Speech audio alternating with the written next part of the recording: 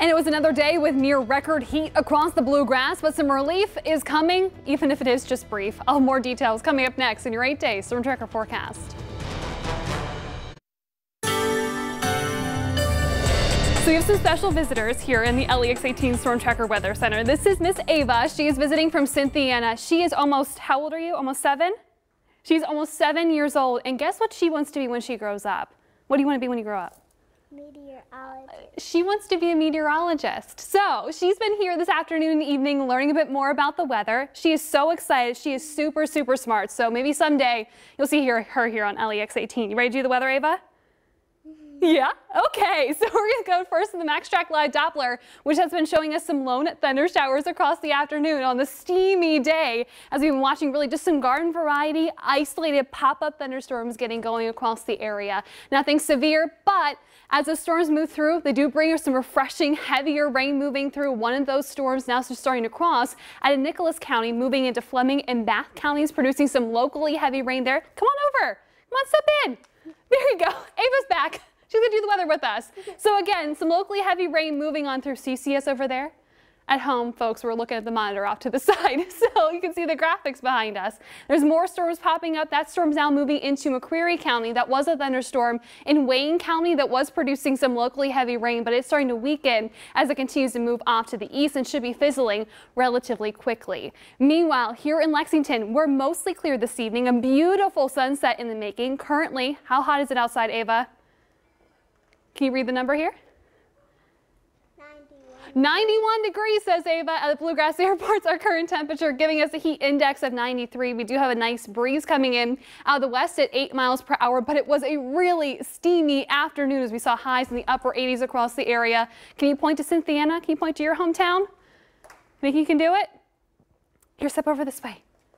Come over towards me. We can point out to Cynthiana together. So what's the kind of temperature in Cynthiana right now?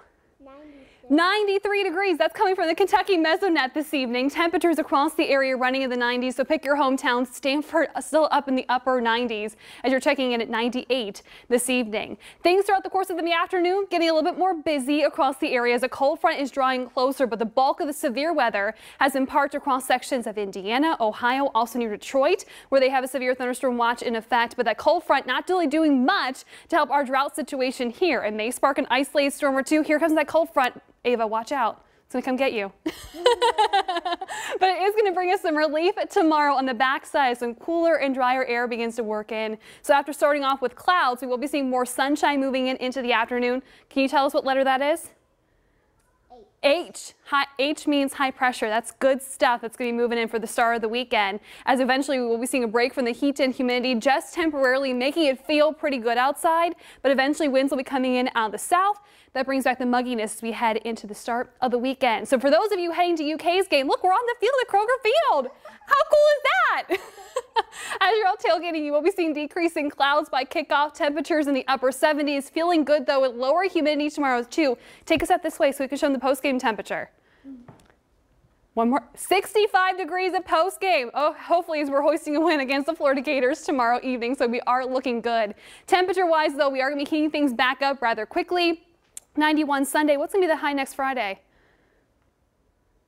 Can you tell? 92 on Monday, 85 on Friday. So that heat wave is going to keep on brewing, folks. We're not really going to see much of a break there. Now tonight we do have a harvest moon, the full moon before the autumnal equinox. Also, if you haven't noticed, it's Friday the 13th. So the first Friday, the 13th full moon that we have seen since back in 2000. So this evening, so straight storm will be partly cloudy. Let's get to the 8-day forecast, Ava. The all-important 8-day tomorrow. We'll be seeing decreasing clouds, 85 for a high. Come on out this way so everybody can see. Say bye, Ava. We're going to keep that heat wave brewing into next week, Angie. Jill and Ava, the weather dream team. Thank you, ladies, so much.